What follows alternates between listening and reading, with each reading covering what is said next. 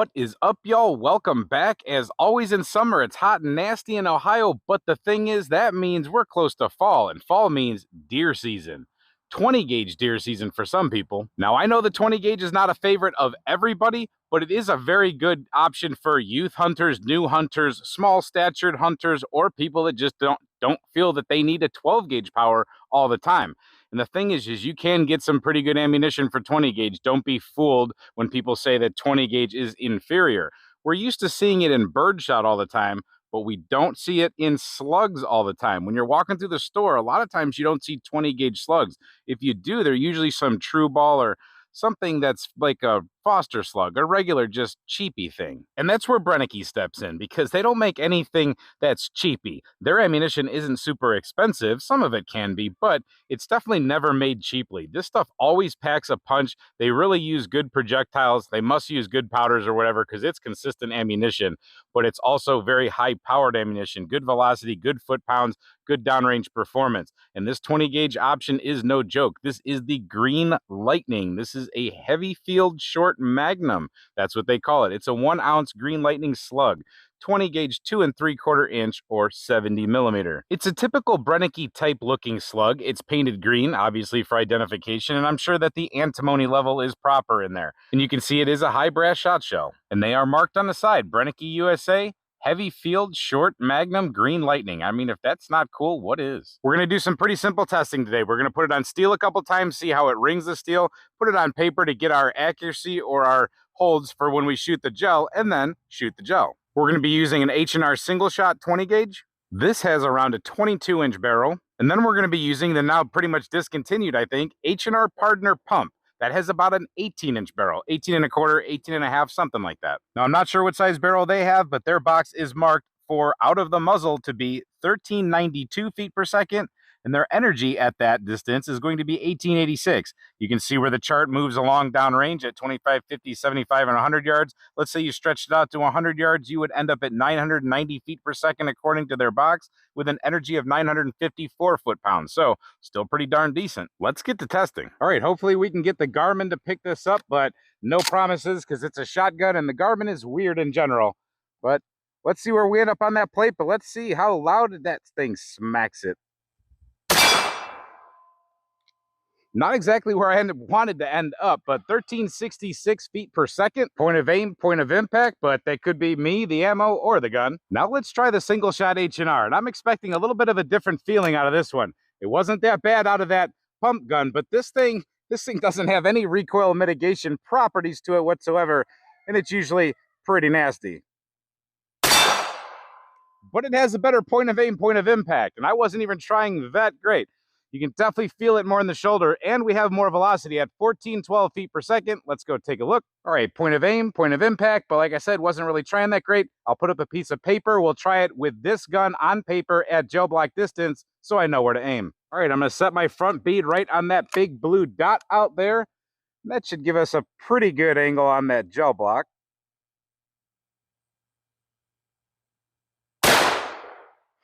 That was a great aim, I think, and a great shot. Let's go look at that. She did pretty good. If you were aiming at a deer at 15 feet away, you can pretty much knock an eyeball out if you wanted to.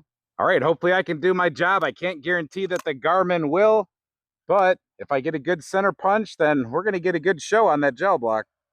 It was a good center punch. Let's see what happened. We had 1364.6.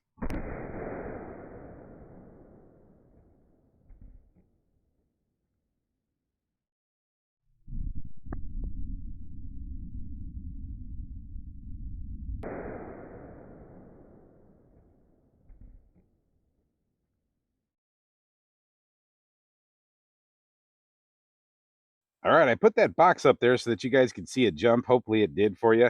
I thought it was a pretty good gel hit. We did leave the gel block, but we have a good picture in between. Let me go ahead and come over to the front of it. We have a tragic lighting condition going on with the sun just blaring on us. But if you look, you can see where the wad head hit. Let me try to focus better. Well, you can see where the wad head hit up there, but where that hole is, man, that's melted. That's gnarly. All right, so looking at it from the side, though, we do have a pretty gnarly wound channel. I like it a lot. You can see part of that green plug, the one that sticks right in behind the slug, that is buried at 8.5 inches, but right from the beginning of the wound channel, it looks really good. It's very consistent.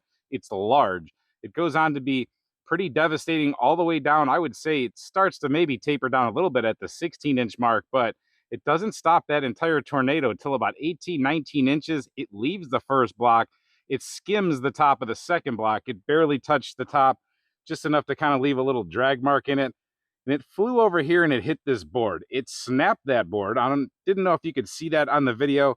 It went ahead and it snapped that board back. We recovered everything. It did put a pretty good knock into it, pretty good thumb-size hole. I could stick my thumb in there.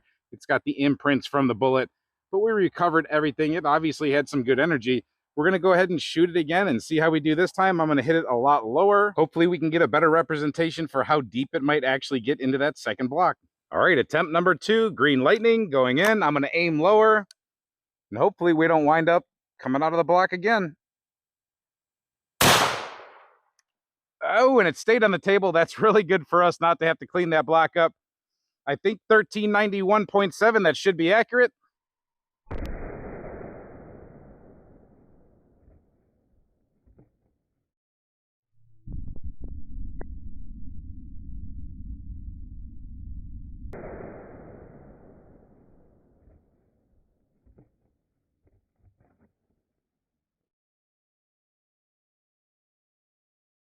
So there we go. To the left is the new entrance hole right there, but we went out of the block again. I'm going to go ahead and come down lower. All right, hopefully you can see that, but the track did the same thing as it did the first time. It just did it in a different direction, a different deviation. He went ahead and left that block a little bit differently, as hopefully you can see from this angle here. So it did make it into the second block, but pretty quick came out of the second block. And we see it laying right back there by those couple boards. All right, they did pretty much the same thing in gel until the end when they just did minor differences as far as how they didn't want to cooperate with us. But the projectiles recovered are different. This is the first shot we took and everything's separated. We're missing the centerpiece because it's in the gel block. We have the tail piece here and it is mushroomed out from impacting. It lost a lot of its, they have like an external rifling on them and that's pretty much gone. Rifled slug, get that? But then this one did stay together. So something just caused this one to want to keep itself all together. It didn't hit the board the same way, but that doesn't matter. This one came apart while it was still inside the gel block. It is cool that it did what it did though, because I don't think either one of these shedded anything different from each other. So just the projectile itself with no plastic attached weighs 404 grains, 404.5 grains. If we actually go to ounces, because we're dealing with a shotgun slug here, that says 0.924 ounces. If we add another piece of plastic to it, we're almost up to that ounce, but that centerpiece is making a difference. Let's get that to clear out. Now let's put the whole complete thing together, and we have 0.985 ounces. Or if we go over to grains, 430.9 grains. The projectile that separated ended up at 0.658 or 7 inches. And the one that stayed together is 0.678. So there you go. Green Lightning from Brenneke. Totally mean little 20 gauge beast. And yes, we did have a wardrobe change. It is that nasty. I had to change my shirt. Soaking in sweat out here today.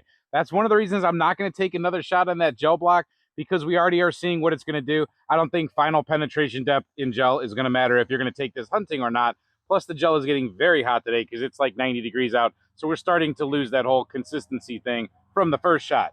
But I think you guys have the idea. Let me know in the comment section. All kinds of noise in the background. Sorry. But hope you guys get a good representation of what this will do in hunting scenario. I think this is a great one for self-defense, hunting, a lot of different things. For a 20 gauge shell, this is very, very powerful. Out of both of these guns, it would be just as powerful. It's just a matter of accuracy, what platform you're using it out of. There's a lot of red dotted shotguns nowadays, and I'm sure it's going to make its way to 20 gauge, and then that will be very cool for a slug like this. It's pointy, it's not hollow pointed, so it's dragging its way out of that gel. It's going to deviate one way or another once it starts to go through things.